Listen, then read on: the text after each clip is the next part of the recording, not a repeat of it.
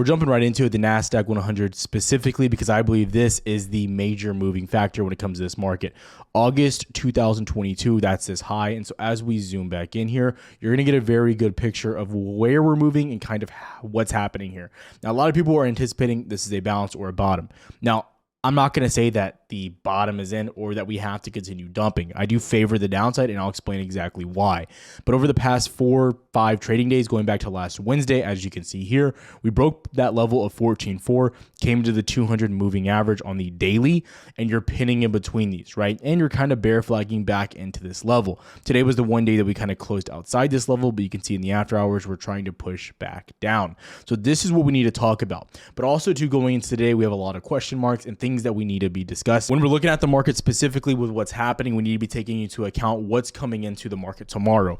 Fed Powell and the rest of the Fed are going to be discussing what's happening with the rates. A pause, in my opinion, is what's going to happen. And I know I just said I anticipate downside, but even with the pause, I do anticipate the same downside. I do believe they're going to talk about what's happening with yields, long-term rates, and everything in between.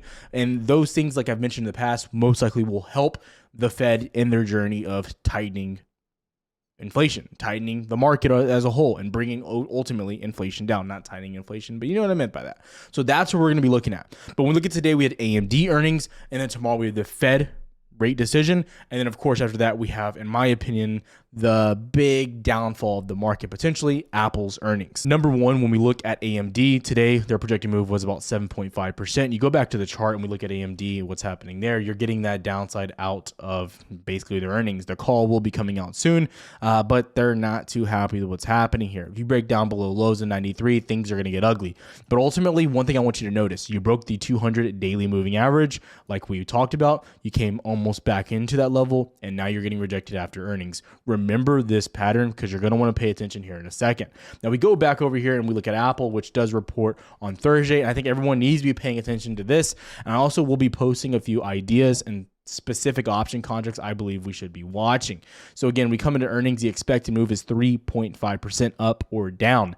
You can also see previous earnings statements that have come out. Almost 5% from the last earnings, 4.7% the earnings before, and so on, as you can see here. So the move isn't really that big. It's actually one of the smallest expected moves that we've had in a while, right? Now, when we go to Apple, and again, I'm going to go back to indexes so you can see, but Apple looks shockingly similar to a stock we just discussed, right? You got that breakdown coming back into this level.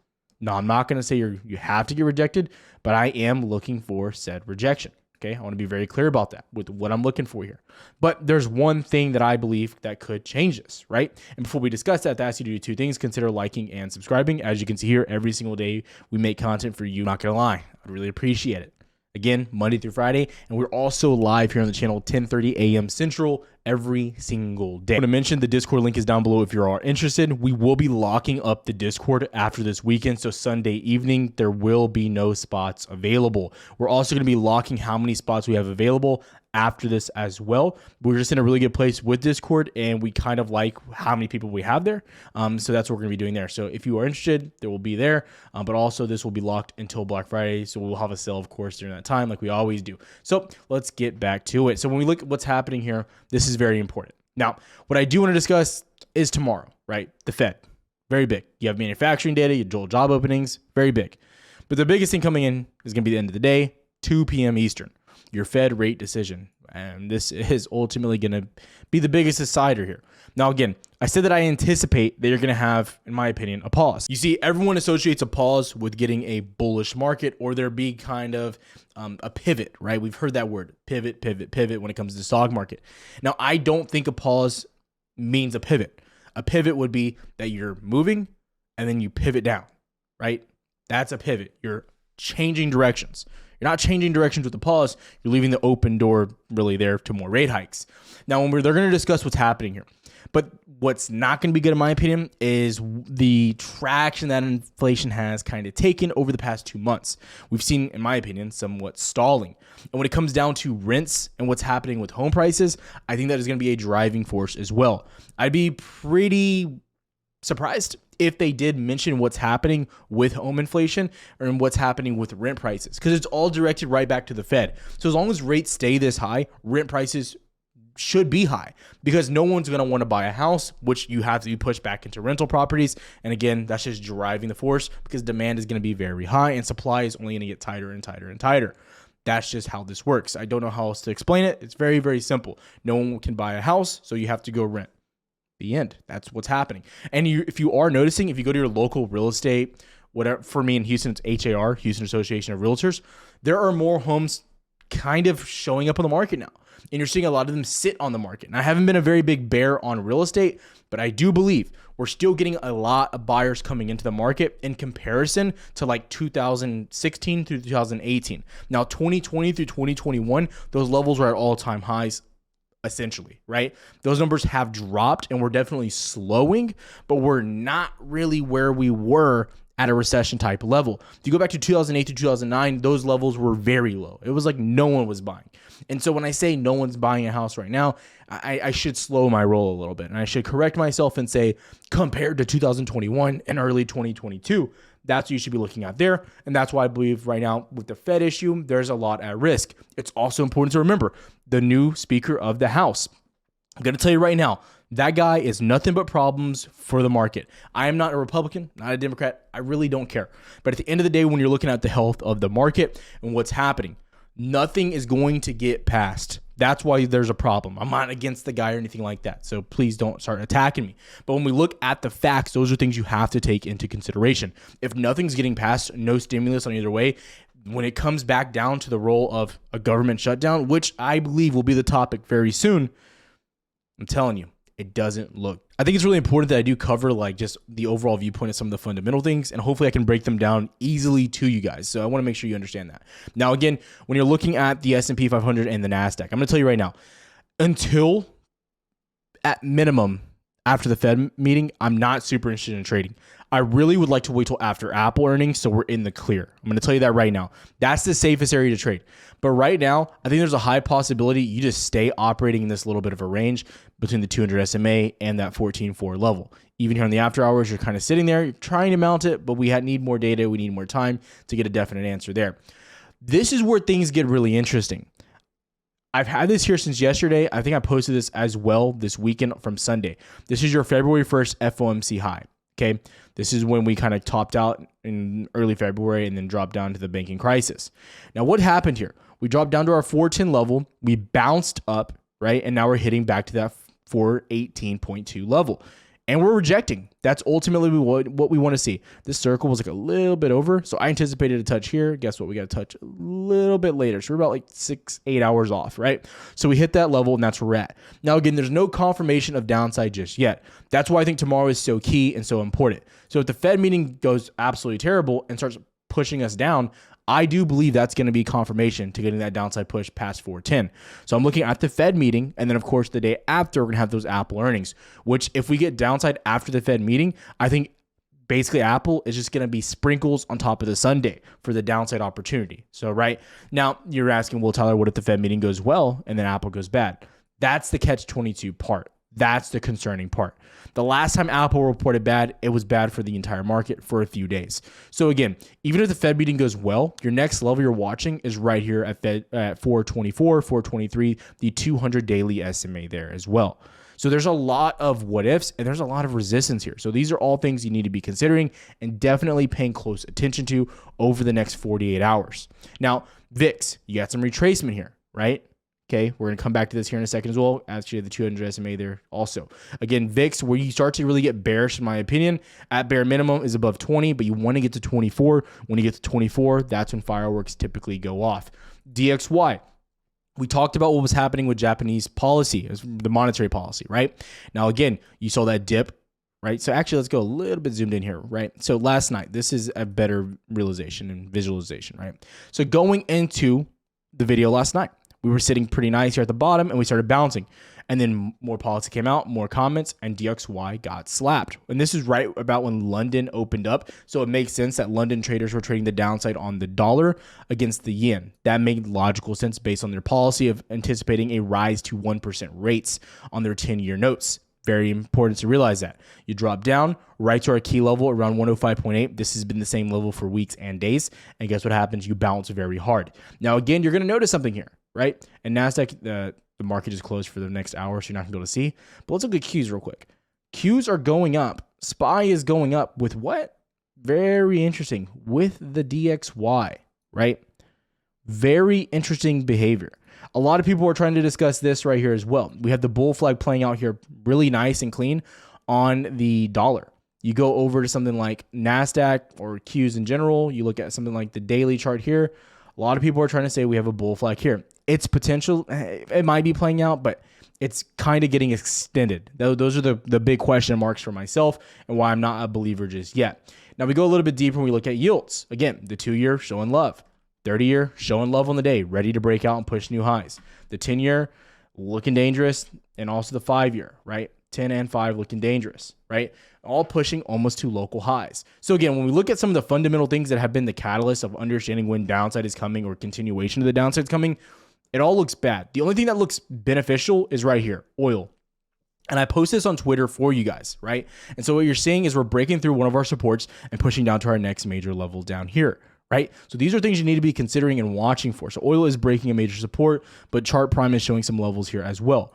And now you're also wondering and looking at my charts. So I do want to mention one thing as well. So you come in here. If you don't know, we have our market dynamics from Chart Prime. The link is going to be down below so you can check them out. But we also just released our new indicator as well that you can be checking out. And I really do recommend checking this out for sure. So when you look here, TradingView has no really good volume indicator, and which is another reason why we weren't using TradingView too much on the channel.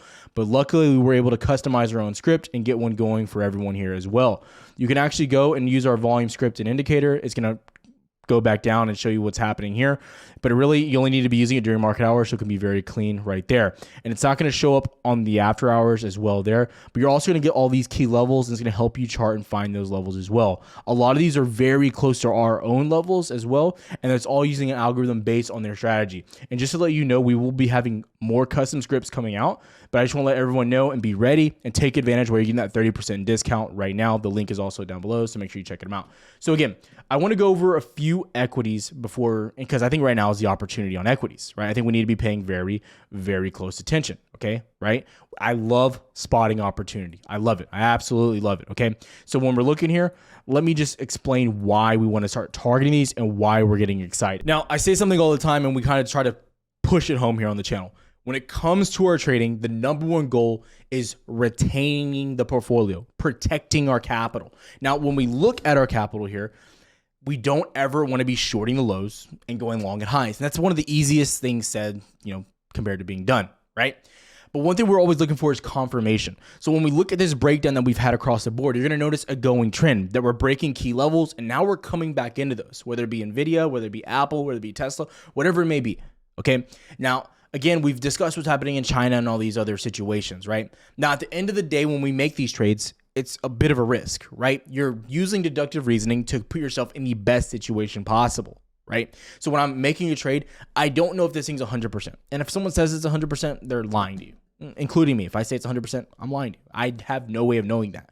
But what I'm doing here is trying to increase my odds of success as much as possible. And those are things that you can actively do. So if you go from a 20% chance of success, then you can go to a 50%, a 60%, whatever it may be. Now, judging that is a little bit difficult. But when I'm looking at these, I'm judging the overall risk that I'm throwing on my trade. That is definite. I know I'm only risking 200 per trade to make X amount. I know I'm putting myself in a valuable position versus a very risky position, right? A weekly versus a 2-week. Shorting at resistance, shorting at the overall bottom, and taking a chance and trying to fall even further down after we drop 10%. Those are things that we're trying to consider here. So when we're pushing back into these levels, that's why I always say the opportunity is there. Now, on the contrary, let's say things go really good tomorrow, and the day after, Apple prints amazing earnings, right? Fed goes very well, right? Then we scratch it. You're wrong. The end, right? I'm not jumping into trades early. I'm waiting for confirmation, but I'm looking at these setups and I'm making sure that I'm ready if we get the confirmation that we're looking for. So that's what we're doing right now. And it's important that we're implementing that into our daily strategy as well. If you don't understand that part of it and you're just taking it one day at a time and you're just winging it every day, I promise it's going to come. It's going to bite you in the back. Wait, pause. Going trend here. A lot of things are coming back into their major levels. We just discussed AMD. Now we're discussing Apple. Apple, I'm a huge fan of this thing. Now, personally, I'm a big bear here on Apple. I think their earnings are going to be bad. But if you want to be safe, you wait till after those earnings. And in my opinion, your next major level that you're going to be testing, again, well above. Confirmation would be below those local lows, but I'm targeting 158 locally down there. Very big level I would be anticipating and watching for. Tesla. A lot of you guys are asking about Tesla. Now, Tesla, the 200 SMA, you already broke below that. But more importantly, you go to the 200 SMA on the weekly, right? The 200 moving average on the weekly. And this is your line in the sand, right? So you're back basically at 201 locally. And this is a little bit of a level, right? You can go back, you can chart this, you can find it. You can see that level where it comes from. You can clearly see this little region back here. Let me grab this real quick so you can see. We'll go right there and we'll just extend it back so you can see roughly, right? So come to those wicks. And we'll go a little bit further back as well, but I just don't want to go all the way back right now. Okay, so go back to the 15-minute. You're coming back in these levels and you're kind of getting rejected. So you're basically looking at two ways here. Now, in my opinion, you don't want to go too heavy, too aggressive, going specifically into FOMC. That's very risky, right? So you're kind of getting that retest back in. As you can see here, we're going to push back and hopefully you start pushing back down, right? But what I'd be looking at as even more safe trade is a push back up into that 200 SMA. You want to see that reaction there. What are a few things we know? One, we got rejected pretty tough yesterday there. Number two, you have a lot of sellers even at 210. So you could possibly see some traps there as well. So we know there's a lot of potential selling pressure up here. Okay. Those are things that we have to pay close attention to and really make sure that we're watching for. Okay. So again, I think you're going to have opportunity here.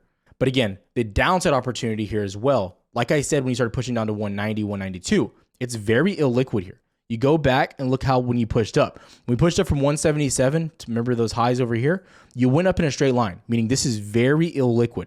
Not a lot of buyers in this range until you get at least down into 186, 185. So those are levels that I'll be targeting and watching. I think Tesla is still a major opportunity, but again, I'm not jumping the gun just yet. Of course, you get back above the 200 SMA, I'm looking bullish. I'm looking for upside. And if you get it back above 218, you're very bullish and you're looking for that gap fill. But we're just nowhere close to those levels yet. We got to be paying close attention. Now, again, I don't want to do too many equities. I want to make sure we're paying close attention, but NVIDIA as well. So I'm just going to go over these few right here. Now we look at NVIDIA, you got that nice drop on the day. If you weren't following on Twitter, again, I try to post a lot here on Twitter so you guys are always prepared. As you can see, where you had Apple, the touch yesterday, and then as well today, DXY, and then NVIDIA, right? So we posted NVIDIA here on the channel on Sunday. As you can see here, what's happening back into 410, that rejection happening there. And then today, what happened? Boom, you come back into here, 392, beautiful, got a nice little flag there as well, but ended up pushing back up based on news. So we look here, what's happening, right? So you're getting a retest back in this range. Again, 410, 409, very important with what's happening in semis as well. And there's kind of some bad news that came around this, and I'll have more of that on Twitter later, so you can check that out. So you're coming back in these levels. A few plays I'd be looking at. So Apple, in my opinion, if you're looking at trades, you're looking at anything here, I'd be looking at the bearish side of things. Now, I don't want to trade spread specifically into earnings. I think it's riskier doing that type of viewpoint. You can risk less money, but I just don't want to play that game right now. So if we're coming in here, we're going to generate some trades. We're going to go to puts. Now, personally, I like in the money puts on Apple. I'd be looking at like 170, and that's right out of the money right now. But I like the 170s. Maybe even 175s. I'm looking at the downside, and that's where I'm looking to play this thing, right? I'm not looking to go too heavy, at least yet. What I would personally be looking at for myself is to get one or two of these contracts, not too much risk, like $1,000. That's less than 2% on my trading portfolio when it comes to options trading. So if you're, a smaller trader than myself, then of course, go for what you're trading for, right? So just take one, go a little bit further out of the money if you need to, 165, whatever it may be. But what you're looking for here is to catch that nice move to the downside, okay? And then if you need to, after the trade starts setting up, you can start adding more contracts here or even go with more of a spread to reduce your risk across the board. So there's a lot of opportunities you're going to have there. Now, NVIDIA, I think this is the riskiest of the risky, so I don't even want people to start associating too much with this right now. Okay, I want people to understand that. So what we're going to do, and this again is Options AI. The link is down below. Official partner of the channel here. So what I'm going to do is generate some trades as well. We're going to go for, again, personally, I think everything for December 15th, if you're trying to swing anything, is what you got to do. Okay, so you're going back here, looking at puts specifically. Now, for myself, again, I think you got to go further out of the money here. That's what I'm going to tell you right now. Okay, you want to go further out of the money. I'm going to tell you right now. Okay, I can't say anything else. You got to go further out of the money. So I'd be looking towards 380, 385 specifically. And I do think we'll start, and again, Apple goes bad, I'm telling you, the market's not going to like it, ladies and gentlemen. It's going to be ugly. Be looking at those specifically here so you can see that as well. And then we're going into something like Tesla. So Tesla, interesting movement here. A lot of questions surrounding Tesla. Okay. Now, Tesla, I'm going to tell you right now. Okay. I'm going to tell you right now. Listen close. If I'm looking at trading Tesla, right, you got to wait. I think you have to wait at least bare minimum, you are waiting until after FOMC. You got to. Okay. So we're going to generate some of those trades for December. Again, that's what we want to look for, or what's happening here, the 200 specifically. Those are very, and even here, this is a great example, right? So what's happening here for December 15th? I believe contracts right now are grossly undervalued personally. I personally believe that, right? We're going to come back and revisit these contracts as well, but I don't want to really revisit them until after Apple's earnings because I think we're just doing ourselves a disservice, and I'm not really looking to enter anything until those points in time. These will reduce in price to most likely under $1,000 if you get back to 207 roughly. Probably closer to $900, even $800. So that's what I'd be looking for specifically there. But the one thing we know is these contracts do move, and we're starting to get better volatility in IV on those contracts. So that's the reason why I'm looking at these in particular. Covering specifically here when it comes to the channel and what's happening on the market today. If you have questions, please comment down below. We'd love to answer those. We like to answer every single question here on the channel because, again, the goal here too is to help you along with every single trading day, right? If you guys have questions on anything that we talked about here, again, please ask down below. Every single day, 10:30 a.m. Central, we are live, so make sure you're checking us out. Have a good one, traders.